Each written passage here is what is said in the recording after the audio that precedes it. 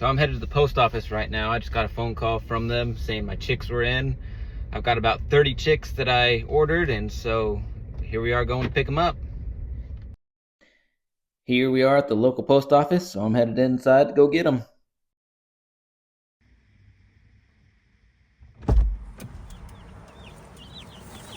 Chickies!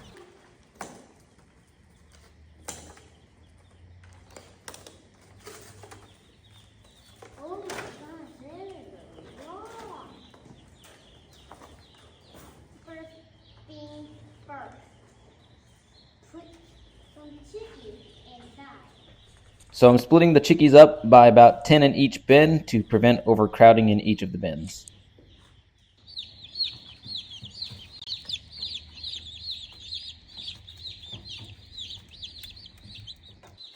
They're so fluffy!